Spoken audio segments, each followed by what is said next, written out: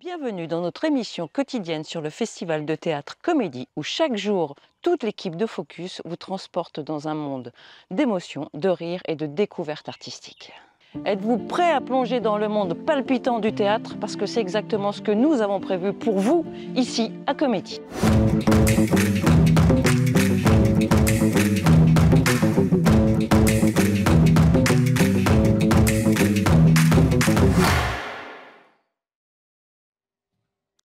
L'équipe de Focus s'est considérablement étoffée cette année. Nous sommes maintenant une vingtaine de bénévoles à recueillir vos impressions à la fin des spectacles et à vous faire partager la vie du festival. L'édition 2024 du Festival Comédie, c'est 47 spectacles, dont 15 locaux, soit 211 représentations réparties sur 18 scènes de Saint-Joseph à Saint-Denis. Imaginez 34 000 billets, dont 35% gratuits pour les scolaires, 40% entre 2 et 5 euros et le reste à partir de 10 euros. Partons tout de suite à la rencontre de Philippe Guirado, le président de l'association Comédie, qui va nous parler de cette édition 2024. Dis-moi Philippe, je vois que cette année, la programmation est très variée et très riche. Oui, c'est l'ADN du festival, hein. C'est de proposer des spectacles dans des registres très différents afin de toucher tous les publics.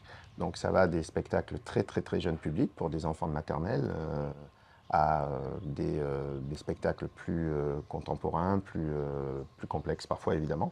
L'essence de Comédie à la base, c'était d'amener le théâtre aux enfants qui n'avaient pas accès forcément à la culture, surtout dans la zone de Saint-Joseph qui est un peu à l'écart, beaucoup moins maintenant, mais il y a 15 ans c'était le cas. Oui, c'est vrai que le grand public, et c'est bien normal, lui regarde les spectacles et la programmation des spectacles qui sont présentés le soir et ignore, ou n'ignore pas d'ailleurs, que en journée, dans la salle où ce spectateur est assis, le même spectacle a eu lieu et a été présenté à des scolaires complètement gratuitement parce que l'idée du festival, dès le départ, et ça l'est toujours, c'était d'être un outil de développement, alors à la fois pédagogique mais également humain. On considère au sein des bénévoles de l'association que l'art en général, la culture en particulier, c'est pas une marchandise, ça doit être accessible à tous. Oui. Et effectivement, depuis 2008, date de premier festival, on a eu plus de 150 000 élèves qui ont assisté gratuitement à une représentation. Parle-nous un petit peu des particularités de certains spectacles qui te viennent à l'idée, que toi tu as préféré ou qui sont vraiment les têtes d'affiche de Comédie. Alors c'est toujours difficile de parler des spectacles que nous avons préférés, d'abord pour plusieurs raisons. Nous sommes 6 programmateurs, donc cette programmation est une programmation collective déjà. On programme des spectacles pour des enfants de maternelle et des spectacles pour des adultes, donc c'est difficilement comparable. C'est très varié, j'ai vu, il y a du cirque, il y a du théâtre, il y a même du mentalisme. Oui, absolument. Il y a des tragédies, il y a des comédies, il y a plein de thèmes abordés. C'est pour ça que c'est très difficile, parce que comment comparer un spectacle qui est une comédie familiale, par exemple, avec un spectacle qui sera beaucoup plus profond sur le propos, comme par exemple Un silence ordinaire. Clean, alcoolique, abstinent depuis 18 ans. Bon, eh ben, il faut accepter sa maladie. Moi, un jour, on m'a dit, vous êtes alcoolique. Et je dis, bah alors ça va, je suis pas folle. Et ce spectacle, sans pathos et sans effet moralisateur, nous parle de l'alcoolisme au sein des familles. Donc évidemment, c'est très difficile de comparer un spectacle qui va être une comédie drôle, familiale, plus légère avec un spectacle comme Un silence ordinaire, même si paradoxalement on rit.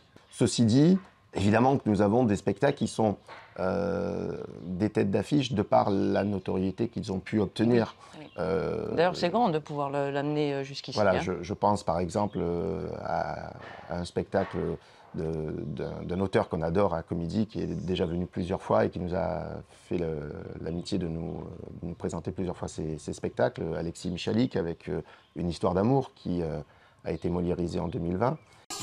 Enfin, j'ai jamais fait ça avec une... Avec une fille. Ouais. Si on se revoit, je risque d'avoir des sentiments pour toi très vite. Et vous, Katia Markowitz, sœur de l'illustre William Markowitz. Ça va, on a compris. Je pense aussi à un auteur avec lequel on travaille beaucoup au sein de Comédie, parce qu'en plus de nous présenter les spectacles qu'il met en scène ou les spectacles dans lesquels il joue lui-même, il est aussi une cheville ouvrière du dispositif qu'on a créé depuis 2 ans maintenant avec le Fonds Réunion des Talents, c'est-à-dire l'Académie Comédie. C'est le spectacle d'Éric Bouvron, pour lequel il avait été 2 fois nominé au Molière 2022 avec... Ça, c'est Laurence d'Arabie. Ce sont les Arabes qui ont pris Aqaba, tout le mérite leur revient. Laurence, s'il vous plaît, nous avons déjà abordé ce sujet. Il nous faut confiance. Colonel Laurence, goddammit! Toi réussir, Saïd. Toi grand prophète. Mais regardez, quand je parle qu'il est difficile de déterminer un coup de cœur par rapport au fait que certains spectacles peuvent être considérés comme des têtes d'affiche parce qu'ils ont déjà des recommandations au niveau des récompenses ou autres. Par exemple, nous accueillons 4211 km cette année, qui est un spectacle formidable. En 1980, je suis pas encore née. Mes parents traversent l'Iran, le Kurdistan, la guerre Irak-Iran. Quand ils arrivent en France avec de faux papiers, ils récupèrent enfin leur identité. Et ce spectacle vient d'être nommé 5 fois au Molière. Ah oui? Molière qui auront lieu le 6 mai, donc juste après que le Festival Comédie soit terminé. Ce qui signifie que nous, quand on a vu ce spectacle, on n'a pas attendu évidemment qu'il soit nommé au Molière pour l'apprécier et pour le programmer au public. Donc surtout, et ça c'est très intéressant, 15 spectacles de compagnie réunionnaise, complets ou quasiment tous complets, donc le public, et il a bien raison, ne fait pas de différence entre les spectacles qui viennent de l'extérieur et les spectacles proposés par nos artistes locaux. Dans la programmation de Comédie, nous avons 2 spectacles qui sont présentés par 2 personnes qui font partie de l'Académie Comédie. Occident d'Audrey Lévy et Comment devenir un dictateur de Nance Bourgous.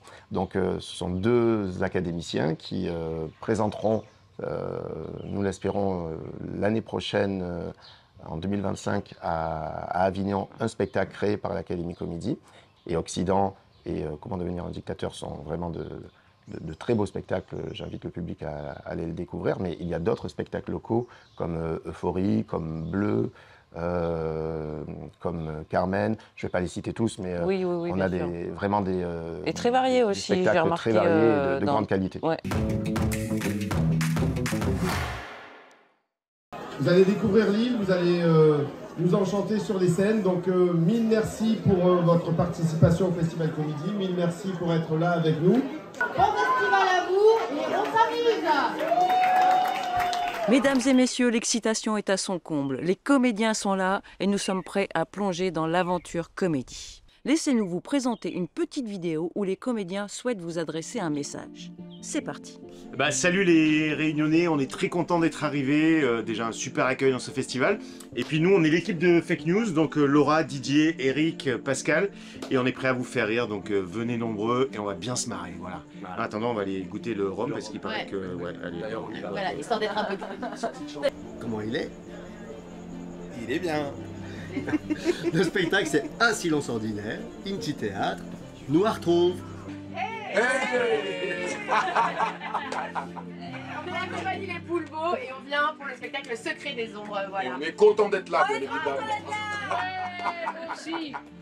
Nous, on est la compagnie du Géant Noir et on présente des souris et des hommes et on est extrêmement fiers et heureux de participer au Festival Comédie. Il pourra pour l'île de la Réunion. Bibi.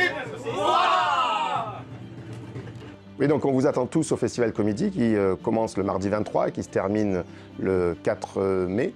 Vous avez l'occasion d'y venir en famille ou entre amis puisque la programmation est très riche, très éclectique. Et une chose très importante, les spectacles ne sont pas complets. Il n'y a aucun spectacle de complet puisque nous avons volontairement, comme chaque année, gardé 10% des places qui sont vendues en vente sur place le jour du spectacle dans la salle où le spectacle se déroule. Donc venez tous. Oui, donc ce festival ne pourrait pas exister sans l'action très forte des bénévoles. Mais je voudrais remercier également tous nos partenaires parce que ce festival, évidemment, c'est une œuvre collective et c'est l'action de tous les partenaires qui nous soutiennent qui permet à ce beau festival d'exister, qui permet à ces élèves d'assister à des représentations gratuites et au grand public de pouvoir découvrir des théâtres dans les bas comme dans les Hauts, à la Plaine des Grecs ou à Jean Petit par exemple.